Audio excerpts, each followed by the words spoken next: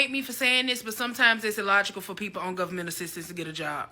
Just because somebody is able-bodied does not mean that they're able to work. Because you have to look at it from a stance of survival. If I'm getting Section 8, if I'm getting food stamps, if I'm getting all my needs met on government assistance, what do I stand to lose if I go get a job and they start cutting my aid?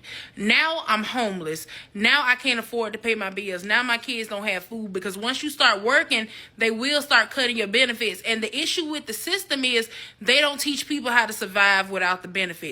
The system is designed to keep people on these benefits and dependent on the government. What we need is a revamp of the system where we focus on job readiness, where we focus on teaching people budgeting. We focus on teaching people how to spend their money, how to live, how to thrive. Right now, all we're doing is creating a generational poverty cycle. And I know a lot of y'all are going to get mad and going to get triggered and not listen to what I'm saying.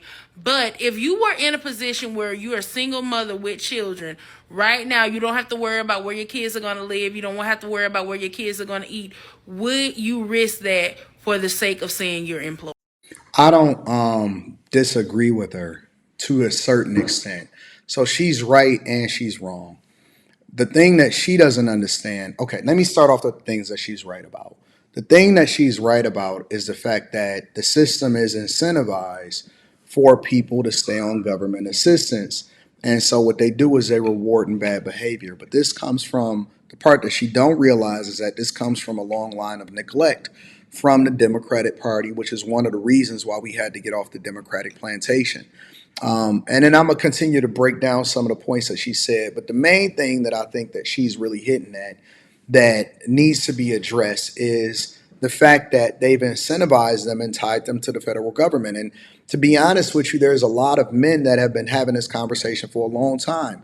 Single mothers felt comfortable leaving their households or having children out of wedlock or walking away from the man that they decided to marry because they knew that they had that safety net up under them, which also removed them from holding themselves accountable and responsible for actually doing the right thing. And or as they got more freedom, the freedom to vote, the freedom to be able to work, the freedom to be able to do what they want to do with their bodies, all of that, they never took accountability for what they were. So what the Democrat system has basically did was made y'all reliant on them, which incentivized y'all to continue to vote for them. So they used people's tax dollars in order to tie you to the federal government for the rest of your life because you knew basically they became your daddy, they became your savior, and you knew that if you didn't vote for them, that the possibility of somebody like Trump getting in and holding you accountable for your decisions would then limit your options. You would have to go to work.